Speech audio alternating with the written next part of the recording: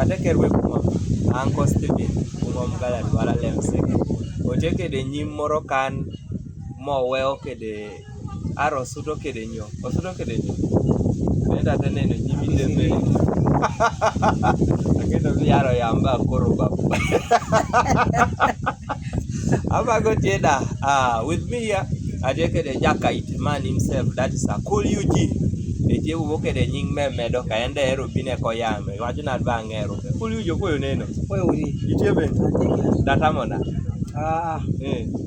ama digiri ko ya men non sana bedo lem what ne wa hits sing so sana jo ngebi de love ambassador maro chwano messages di bere mano iwere udo be karabenyo toto me caption mere mara weka be chwari amene bobo give me that agongna oro duogi mago chien tekita me wiyamo lulere kede nitie wer moro moneni ei video omianga wacho be bia beri take wage moro ini no arabo ngata pa wer no bala title mere denyo ochan no bedo chan yame waber ko pamako wer no pinyo mi what no wer no chano bedo wer moro me abedo penya ko udo bala pore tackling gimoro me mako chan haso yeah so giomi awok e wer ni atemi do connecting bond dire me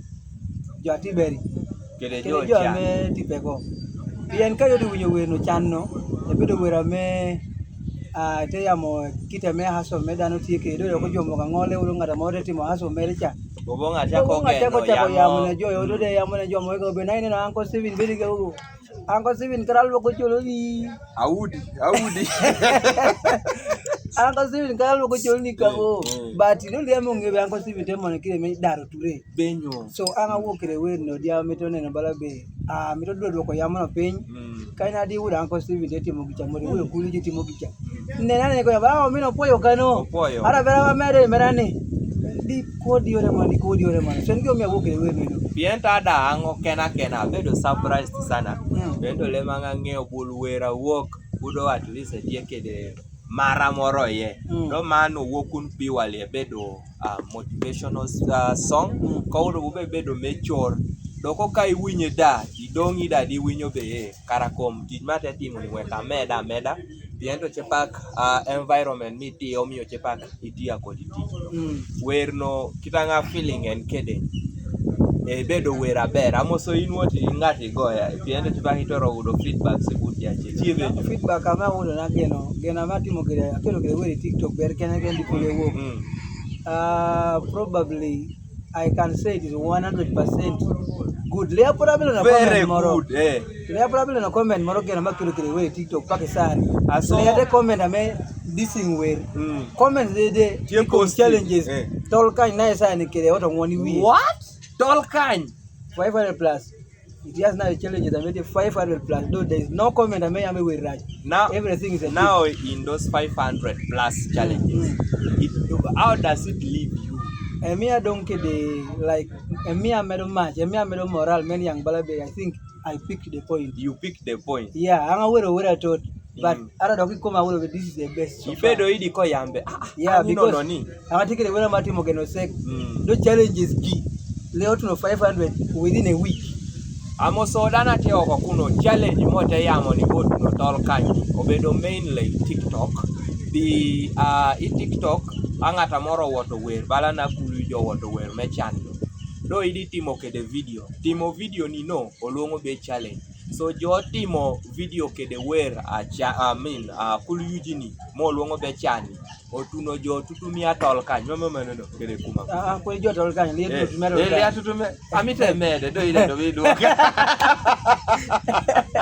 so no kulu yujine eno woto ne wawer no wokun kede video pijali apolio neno le ang'eyo be indo pinyo teru mene da ng'e yaro wudo video no ikonene at least ero loki mano iticheni yaro bedo di nwang kadi itiche mo wacho be ticho le aber do iwinyo wer yaro bedo kede nwang chuny di mano no udo ero konyo in kede joduru kede Uganda luto.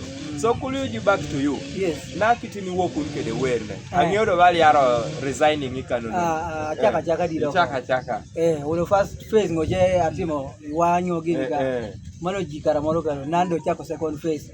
Atie kede jamanyien datie. Ichenge chano tie kede wera nyien. Amo lungo be don't try. One kid, the king, the legend himself, Baby Walter. What? Yes. Collaboration of the year. Don't try. So opoyo sana mino waruonge amano bete jamina becho bate wokul mano kede amano ngat Baby Walter. Baby Walter do ruenyo. That's a story for another day. Yeah. So never line Kuluji. Tiento auto neno kede winyo music mekumam. He also among the figures major neno. Music mekumam terrible. Otera kide nogo momon Sama mago nogo. Menyuto be tie kede. Yeah. Nyame do koko monger. Nran bado le awalo weke pia. Le weke. Tija ko le amiwe. Do bero nyomi ne udi music balai. Music angogira gi awudi ye. Awudo balabe ila na ikongena suru music. Yeah, ngatamare na yeye yakukanda yengia through music. Tijo magame tisele do liyo ngeo gidanga lisela do ngei. That is a good thing. Be mano yuji no. Yeah. Do nando piento ichalo kuno tie nying mo ngei kededa. Ngata moro ya Kuluji mereno kumbe dio ginen. Yame wabero ginen no. Oginen chana obero Olobo, Eugene. So Eugene comes from Eugene. Ngolo do. Ngolo wogi apart aku kele UK. Lea Uganda wala jini yake apart. De ara tomo go. So cool jo kini angira be dana me mura twal. Eugene. Nini woku ni twai. Obur village. Kokome. Angeo na jo mo bur ne do ko wacho be dano wai no woto bore. Wotanga David Amedo na nkomele dokere imaragia mulube Lois Aimo. RIP Musei magoti mere biento manono bedo yo wadede. So piretek sana amiti ya meja teneno wako ko majiki. Imbala kuli nyomi yaro napo gikele. Ge ameti ya mito ya mune joneno wa. Music amati yeni. Le amati retiring imbala lo meche pa parbe retirement utuno. Chaka bo machama babino ke machapata amero makara ebuli na makitu Marienge bil